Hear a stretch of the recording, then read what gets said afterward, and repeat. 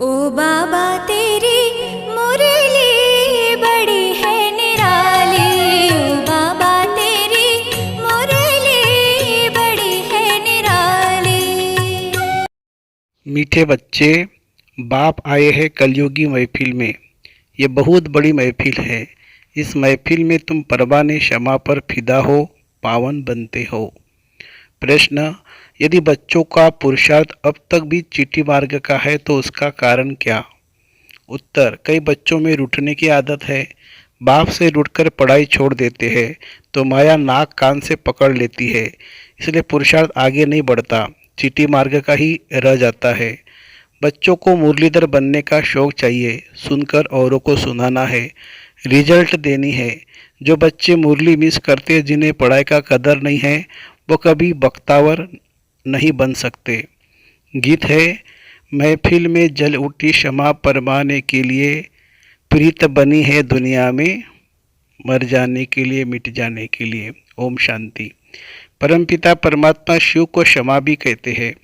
नाम बहुत डाल देते हैं तो मनुष्य मूंझ गए हैं। आत्मा भी ज्योति स्वरूप है। अब तुम जागती ज्योति बन रहे हो। क्षमा आई है, यह महफिल तो बहुत बड़ी है। कोई तो आकर बाप का बनते हैं, बाप का बन जीते जी फिदा हो जाते हैं। दे अभिमान छोड़ो तो आप मुझे मर गई दुनिया। आप कौन? आत्मा। आत्मा शरीर को छोड़ देती है तो सारी दुनिया उनके लिए जैसे मर गई। अभी बाप भी कहते हैं अपने को आत्मा समझो, हम तो बाप के हैं, शरीर का भान मिटा देना है। मनुष्य मरते तो देह सहित सब कुछ भूल जाते हैं, समझते हैं शरीर छोड़ा तो ताल्लुक टूटा। शरीर के साथ ही ताल्लुक नाता है। तुम शरीर होते हुए अशरीर रहते हो, क्योंकि तुम्हारा ताल्लुक अब बाप से हो गया है। तुमको राजयोग सिखलाने के लिए बाप ने भी शरीर धारण किया है, महफिल में आए हैं। तुम्हारे में भी कोई पूरा जानते हैं, कोई अधूरा, कोई तो कुछ नहीं जानते। बाप कहते हैं मैं इस रचना में आया हुआ हूँ। ये बातें मनुष्य ही समझेंगे। भारतवासी जानते शिव जयंती भी है। शिव है परमपिता परमात्मा, सभी आत्माओं का बाप। वो आते हैं जरूर। मंदिर भी है। मंदिर तो ढेर बनते हैं। जैसे क्राइस्ट तो एक था, उसकी यादगार में जड़ चित्र कितने ढेर बनाए हैं। यह भी परमपिता परमात्मा, जिनको पतित पावन कहते हैं, उनके मंदिर है। यह है अभी पतित दुनिया की महफिल, फिर होंगी पावन दुनिया की महफिल। पावन दुनिया में तो वह आते नहीं।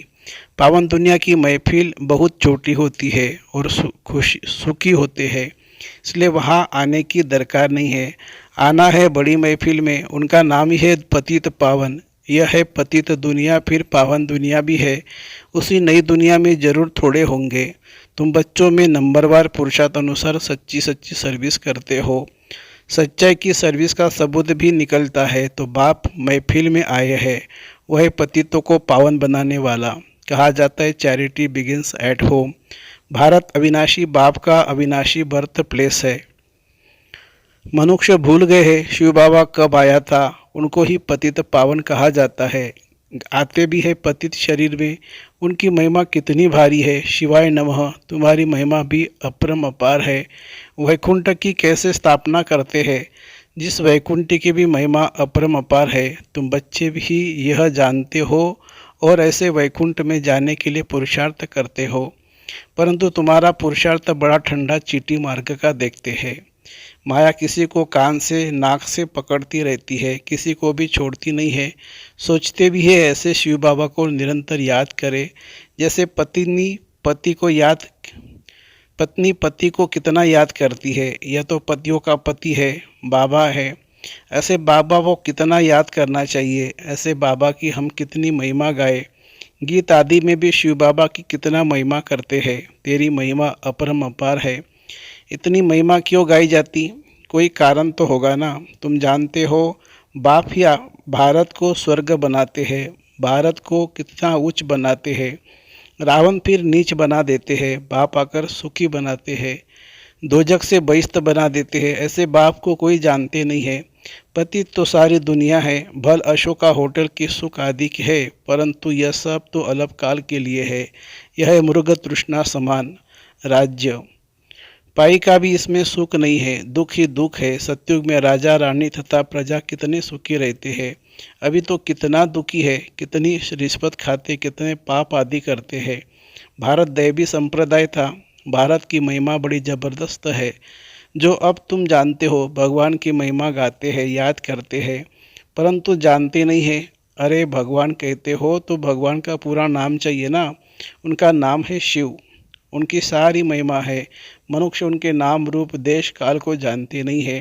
कह देते उनका नाम रूप है नहीं। कहते भी है परमपिता परमात्मा परमधाम का रहने वाला है। नाम रूप देश बतलाते भी है, परंतु देहाभिमान होने के कारण उनको याद नहीं करते हैं।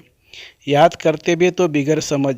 गाते भी है तुम माता पिता तुम समझा सकते हो। लौकिक माता पिता तो है ना, फिर यह कौन से माता पिता है?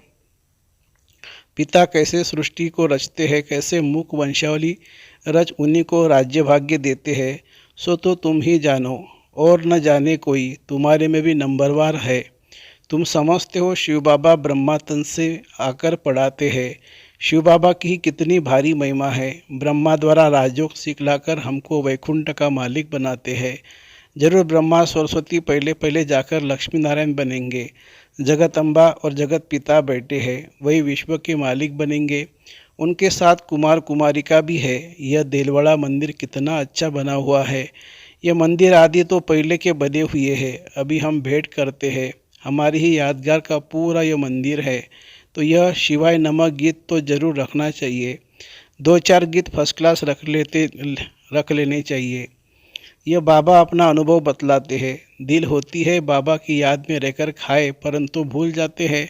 वह तो कहते हैं मैं अभोक्ता हूँ। उनको यह नहीं आता है कि यह अच्छा है वह बुरा है।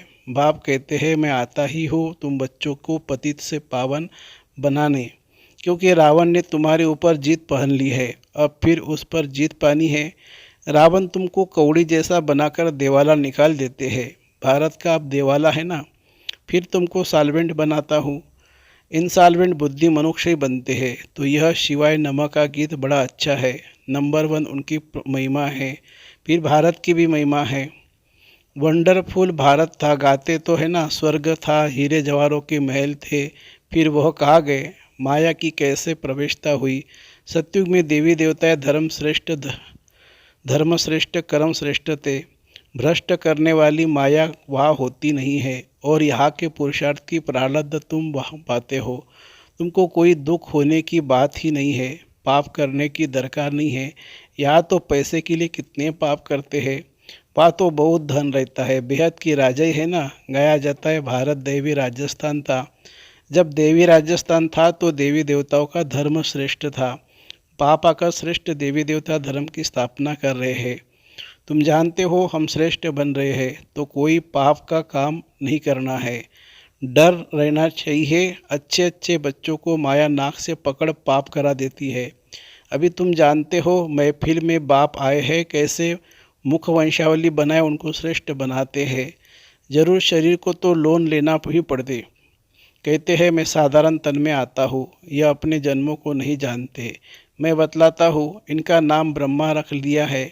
ब्रह्मा में ही प्रवेश करता हो, क्योंकि ब्रह्मा द्वारा स्थापना करनी है। ऐसे थोड़ी बुद्धि इस्लामी व सिख में प्रवेश करेंगे। बाप कहते हैं मैं उस तन में प्रवेश करना है जो पहले पहले सूर्यवंशी श्री नारायण था, फिर उन्हों को ही बनाता हूँ। यह अपने जन्मों को नहीं जानते। यह है ज्ञान कांड। ज्ञान बाप ही देते हैं, फिर वह भक्ति का नाम निशान नहीं। ज्ञान मार्ग भक्ति मार्ग कहा जाता है। आधा कल्प भक्ति कांड, आधा कल्प ज्ञान कांड चलता है। यह भी ड्रामा में नूंद है, पतित बनना ही है। बच्चों को अच्छे अच्छे राज समझाए जाते हैं। गाते भी है भगवान आकर भक्तों को साथ ले जाते हैं। परमपिता परमात्मा को याद करते हैं। बाबा आओ, माया रूपी जंजीरों से आकर छुड़ाओ, हमको लिबरेट करो। जो भी मित्र संबंधी या आदि है सबको लिबरेट करते हैं। फिर वह देवी माँ बाप मिलेंगे, तुम देवी देवता बन जाएंगे, तुम्हारी आत्मा भी प्योर हो जाएगी। अभी तुम्हारी आत्मा पतित बनी है, सो फिर पावन बनेगी। अनेक प्रकार की चित्र है जिसका एक्यूपेशन कुछ भी नहीं। जैसे गुड़ियों की पूजा करते हैं। मैं न गुड्डा हूँ न गुड्डी हूँ, मैं तो हूँ ही निराकार। गुड्डा और गुड्डी मनुष्य है, मैं नहीं बनता, मुझे निराकार ही कहते हैं। तुम गुड्डी अभी बहुत दुखी हो। वैकुंठ में तुम बहुत सुखी थे, सुख की महिमा अपरंपार है, परंतु बच्चे घड़ी घड़ी भूल जाते हैं, रूठ पड़ते हैं। ब्राह्मणों में से भी बहुत रूठते हैं, रूठ कर वर्षा पाने को ही छोड़ देते हैं। अरे तुमको वर्षा बाप से लेना है ना, यह अविनाशी ज्ञान रतन पढ़ाई है, बाबा ने बड़ा सहज समझाया है। भल तुम कहा नहीं आ सकते हो, अच्छा मुरली तो मंगा कर पढ़ सकते हो, इसमें नुकसान की कोई बात नहीं है। बाकी हाँ, पुरुषार्थ कर सर्विस का सबूत देना है।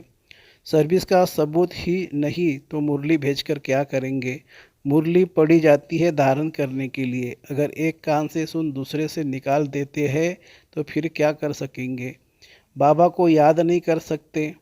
कोई पाप करते हैं तो बुद्धि का ताला बंद हो जाता है। बाप कुछ नहीं करते हैं, बाप तो समझाते हैं तुमको बहुत मीठा बनना है, कोई को दुखी मत करो, अंत में तुम बच्चे बहुत मीठा बाप जैसे बन जाएंगे। पुरुषार्थ करना है, दिल से पूछना है, किसी को तंग तो नहीं करते, हमसे कोई नाराज़ तो नहीं होते।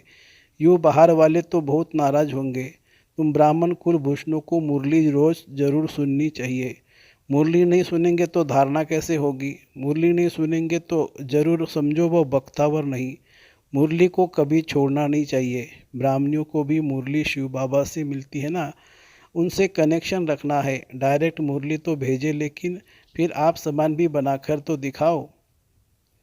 बाप को याद करते रहो, बाप की याद औरों को दिलाते रहो। समाचार दो तो पता पड़े, नहीं तो कैसे समझेंगे कि बाप की सर्विस कर रहे हो। सबूत जरूर चाहिए सर्विस का।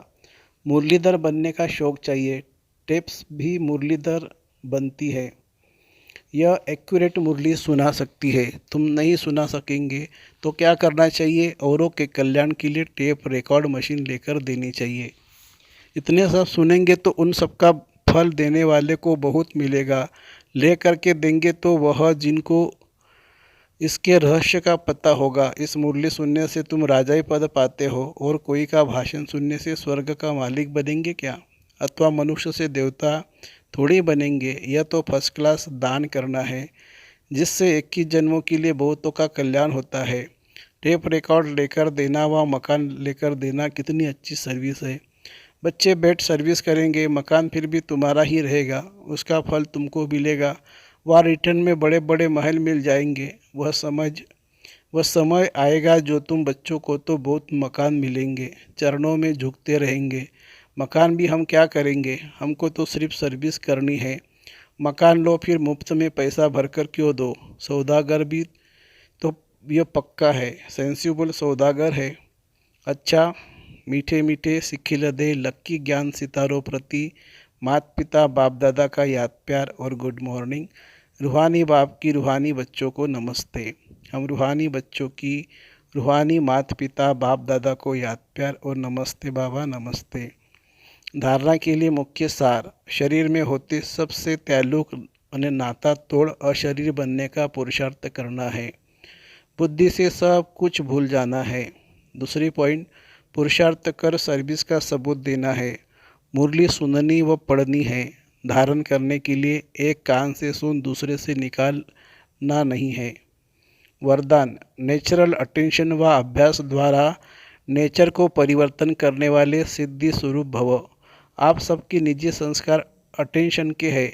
जब टेंशन रखना आता है तो अटेंशन रखना क्या बड़ी बात है। जब अटेंशन का भी टेंशन न हो लेकिन नेचुरल अटेंशन हो। आत्मा को न्यारा होने का नेचुरल अभ्यास है। न्यारी थी, न्यारी है, फिर न्यारी बनेंगी। जैसे अभी वाणी में आने का अभ्यास पक्का हो गया है, ऐसे वाणी से परे न्यारे होने का अभ्यास भी नेचुरल हो जाए तो न्यारेपन के शक्तिशाली वाइब्रेशन द्वारा सेवा में सहज सिद्धि को प्राप्त करेंगे, और यह नेचुरल अभ्यास नेचर को भी बदल देगा।